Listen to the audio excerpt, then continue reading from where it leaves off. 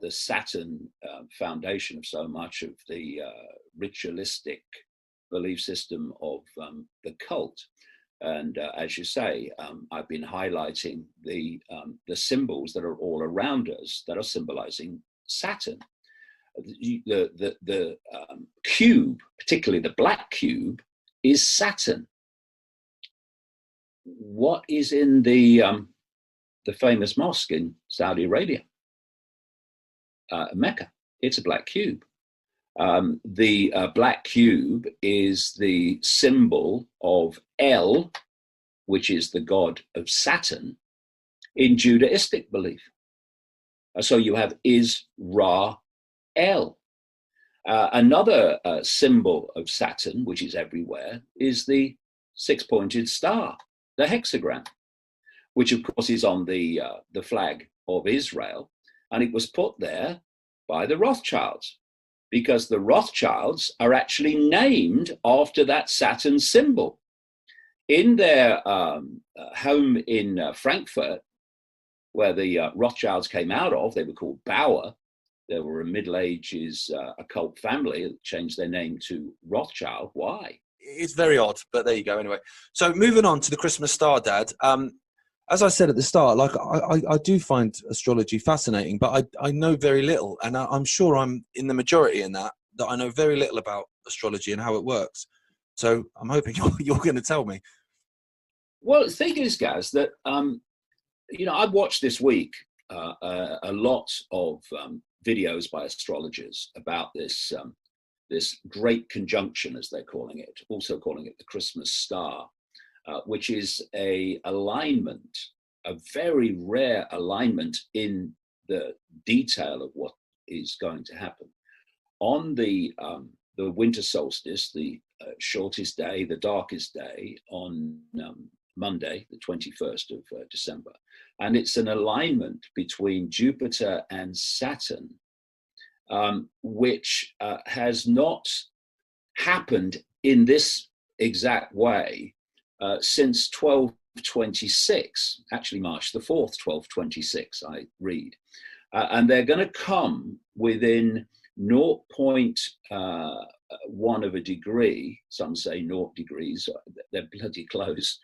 And what people are going to see, and apparently you can see it with the naked eye, is they're going to come so close that they appear to be one light or one planet.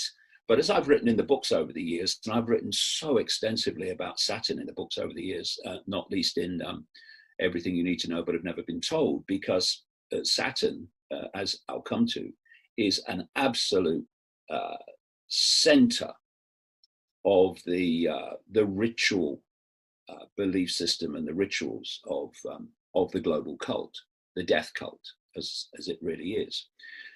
And so I'll talk as we go along about what the impact of this is supposed to be. But I was saying, we talk about the planet Jupiter and the planet Saturn. I don't think they're planets at all. I think they're a form of star.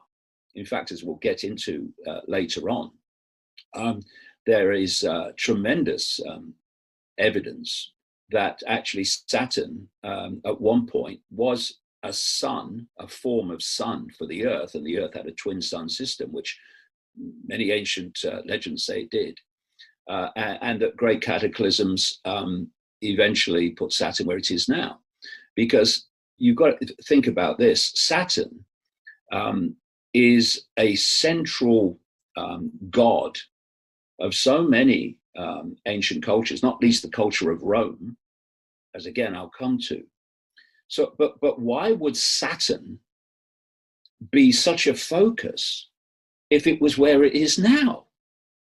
Without telescopes, I wouldn't be able to see it in any detail. But they were absolutely obsessed with it, and there's a reason for that, because it weren't where it is now then. Anyway, that will unfold as we go on. But one of the things that I see with astrology, and when people talk about astrology, is it's never, or so rarely, I very rarely if ever see it explained. What is it? How do we get affected by the movements of planets and stars in the heavens? Because a lot of people go, astrology, what? What's all that about? You know, the planet moves and it affects your bloody life. I mean, don't be daft. And it kind of needs explaining so that people can see actually that if you read your horoscope in the morning paper, yes, that's a load of crap. But if you go deeply, deeply into it, astrology becomes a science of reading energy, and that energy is actually consciousness, and that consciousness is information. And so if we just take the bigger picture of this, everything in this reality, whether it's the human body, whether it's Jupiter, Saturn, or any other heavenly body, is an energetic field of consciousness. It is an energetic field of information, waveform information in its base form. Think Wi-Fi. Now, what is Wi-Fi? It's a radiation field of information, which the computer reads and turns into another form on the screen. So we are an information field, and the planets and stars are information fields. They're unique information fields in and of themselves. And we are all of us existing in a sea of energy, consciousness, information. Again, think Wi-Fi. If I had Wi-Fi here now, and I said to people that knew nothing about computers or Wi-Fi that there is a field of information and in this room, and this computer can lock into it and turn it onto the screen in another form. If people knew nothing about computers or anything, they'd say you were crazy. That's impossible. Where is this field? I can't see it. But because people do know now about computers and Wi-Fi, when you say the same thing to them, they go, oh yeah, Wi-Fi, computers, I know all about that. And the only difference between that's nonsense and, oh yeah, I know all about that, is knowledge. That's all it is. And what we are living in is I call it the cosmic internet. It's a field of energy information that connects everything. And if you want to affect all the fish or life in the sea at the same time, then what do? Do you try to affect every different fish? Of course not. You affect the sea, and then all the life within the sea is affected. That's precisely the basis of astrology. Because as the planets and stars and constellations, etc., are moving through their cycle, they are impacting upon this field in ways that change the nature of the field. And when you have certain alignments and certain what they call conjunctions and trines and all these things that astrologers talk about, when you have these sequences where planets, stars, etc., come together in certain alignments, the impact on the field of the sum total of those alignments is far, far greater than the individual impact on the field of just individual planets, etc. And therefore, that's why these astrological alignments are very powerful.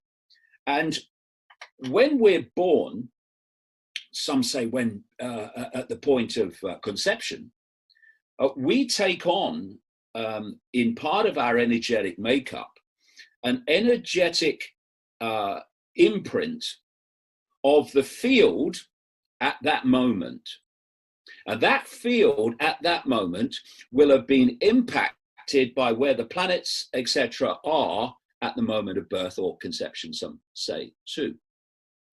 And so if you're born like I was, April the 29th, 1952, then I've taken on a certain imprint of the field as it was at that moment on April the 29th, 1952.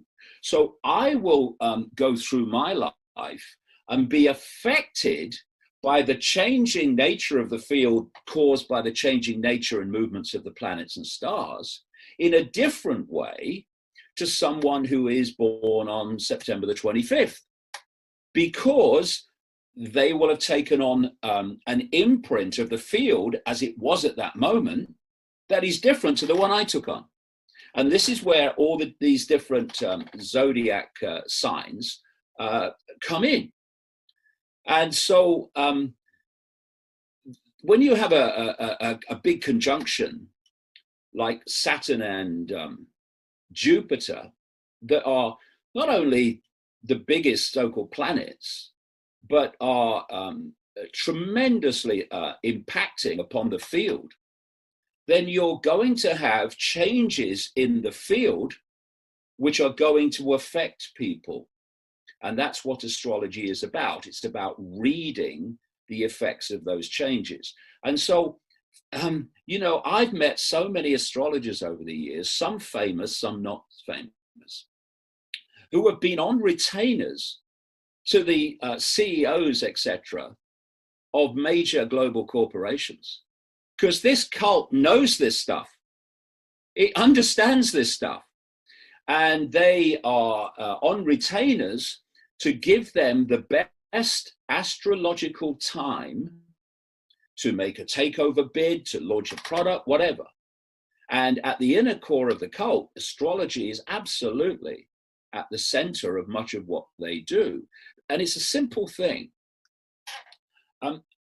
As the planets and stars affect the field, and they affect it in different ways because they're unique contributions to the field, because they're unique expressions of consciousness themselves, information.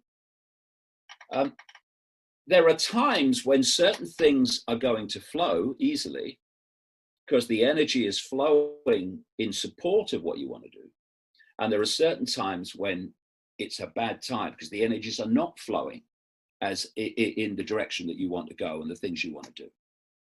And it's very simple, or a very simple analogy is if you are wanting to paddle canoe out into the sea, are you going to choose it when the tide's coming in and against you?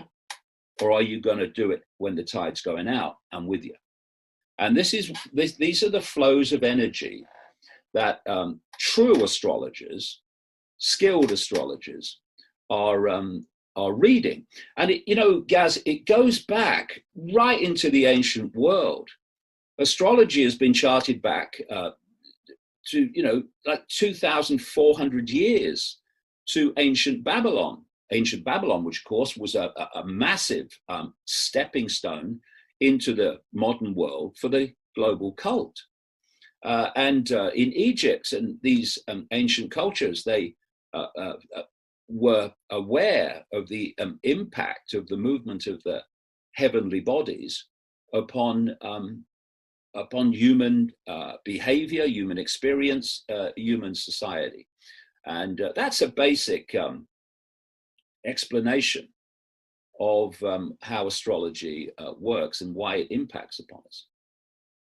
What is the cult's obsession with Saturn? And I don't even mean like going back to ancient world and Saturnalia and all this sort of stuff. I mean like now, because Saturn's symbolism is everywhere. It's everywhere. And as soon as you realize that, I see it on the daily, whether it's on, well, a lot of the time on company logos, big companies, they use Saturn symbolism all the time. I think CBS News is a huge one as well, because that's like an all-seeing eye as well as a Saturn thing. It's like it's everywhere. So what is their obsession with it? Well, I've written about this extensively over the years, and the Saturn foundation of so much of the ritualistic belief system of the cult. And as you say, I've been highlighting the symbols that are all around us that are symbolizing Saturn. The cube, particularly the black cube, is Saturn. what is in the famous mosque in Saudi Arabia, Mecca? It's a black cube. The black cube is the symbol of El, which is the god of Saturn, in Judaistic belief. So you have Is-Ra-El. Another symbol of Saturn, which is everywhere, is the six-pointed star, the hexagram, which of course is on the flag of Israel. And it was put there by the Rothschilds, because the Rothschilds are actually named after that Saturn symbol. In their home in Frankfurt, where the Rothschilds came out of, they were called Bauer. They were a Middle Ages occult family that changed their name to Rothschild. Why? Because on their home in Frankfurt was a red shield, which in German is Rothschild, Rothschild. What was the red shield? It was a six-pointed star, which is now on the flag of Israel, which was created by the Rothschilds. And you have the holy day of Judaism is Saturday. Saturn Day is what it's named after. And the astrological reading of Saturn in its most extreme expression is authority, rule, limitation, imposition upon. And so that is the energy, of course, the vibration, the frequency that the cult operates on. In ancient Greece, they had the Saturn god was Cronus. And Cronus was depicted as an old man with a long beard. We now call that figure Old Father Time. In astrology, what does Saturn rule? Time, as it rules karma. In other words, you reap what you sow, etc., cause and effect. And so the energy of Saturn in its that extreme level is absolutely the energy of the cult.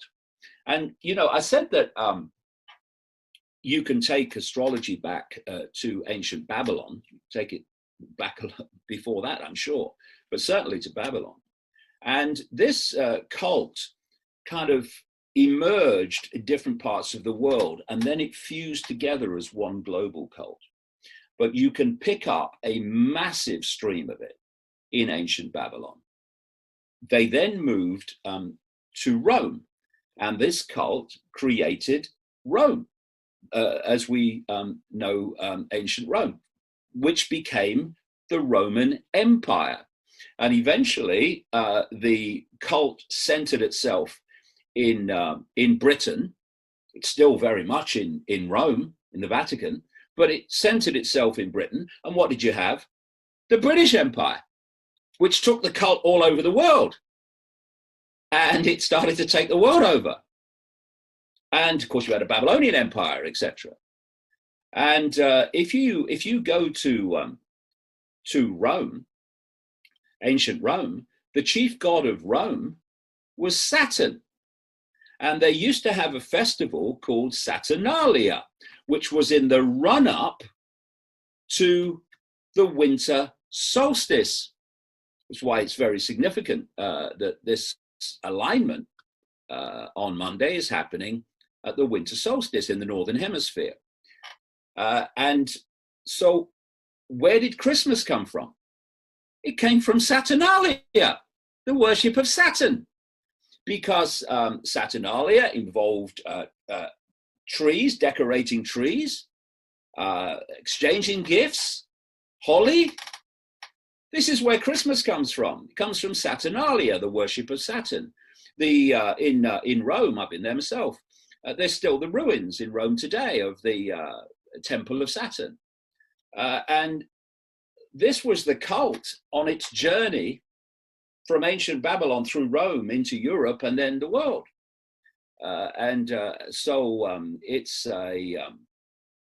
It's very much an expression of the cult, the energy of Saturn, in this extreme, oppressive, rule, control manner that astrologers read Saturn.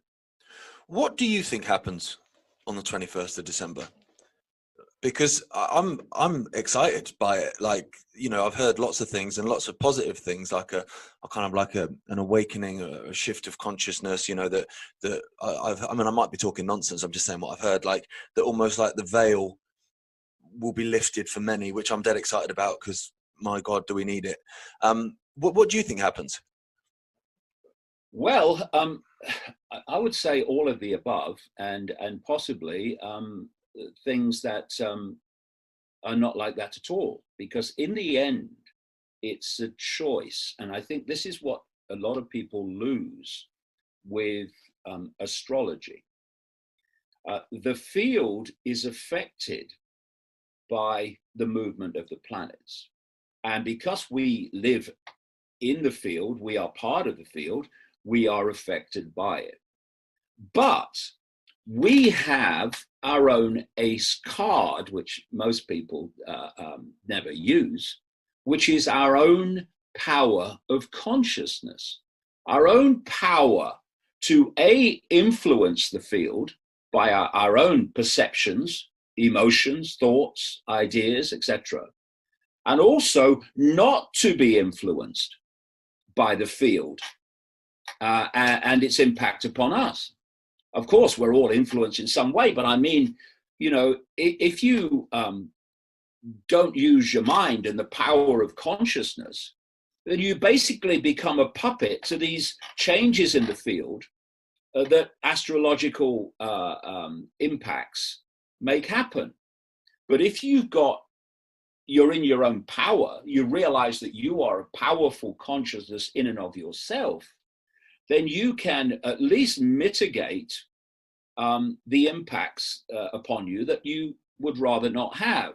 So what we're actually looking at, Gaz, and this is a real powerful month, December 2020, and coming at the end of this incredible year of 2020, I don't think that's an accident. We've had the solar eclipse on the 14th of December. And now we're moving into this great conjunction of Saturn and Jupiter. And look at it. Just look at the different energies that are coming into, well, they can come into harmony or they can come into conflict, depending on the way that we interact with them. So listening to David and this Saturn topic. Saturn was a former star, once was the sun, and yeah, it's like something just traveled to my mind. A thought just traveled to my mind, like just burst a bubble. Cause we all hear about these 9 planets. My very educated mother just showed me 9 planets. I heard about those planets and we heard that the atmosphere are not livable. How do they know this? like, how do they know this? How do they know that the conditions there are not livable? Have they been there?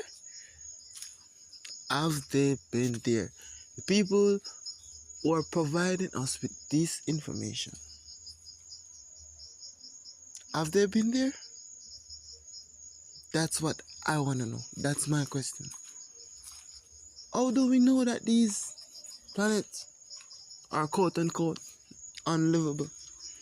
Sun too hot, no water, this, that, atmosphere, no carbon, no oxygen, no. Hey, people, it's crazy.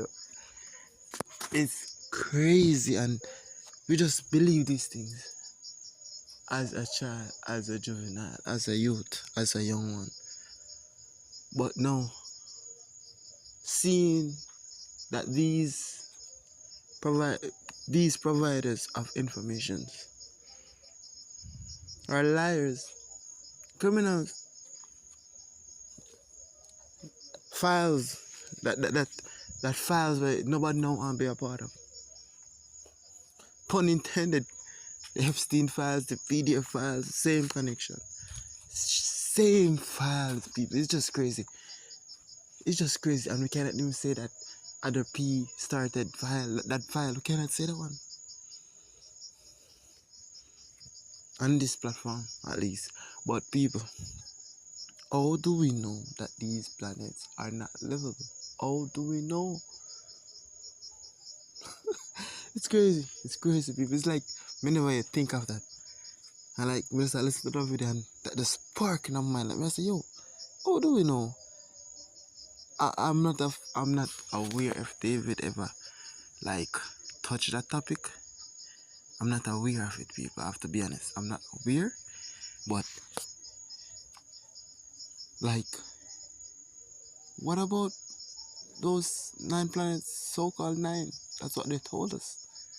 And there you go again. That's what they told us about 9. How do we know it's not? It's 9. How do we know nothing? How do we know nothing? It's crazy. How do we know nothing, people? Whoa, it's wild. It's wild, people. Our existence, what we know, what we think we know, what we presume to know, and end of the day, it's like we know nothing. We know nothing about nothing. That's why we're trapped in this nothingness of a reality. Just surviving, just being a slave, just living to die. But we go on, people. We go on. We seek information. We're the searching party. We're searching for more. You have to want to know this information. People, enough time I'm listening to these videos and like 5 minutes in, 10 minutes in, my mind is all over the place. And I have to rewind, I have to rush it back out. It's just mind freeing. Listening to David, like, mind freeing. My mind has been free. What do you think? Tell me, what do you think, people? Are your minds being free? Whoa.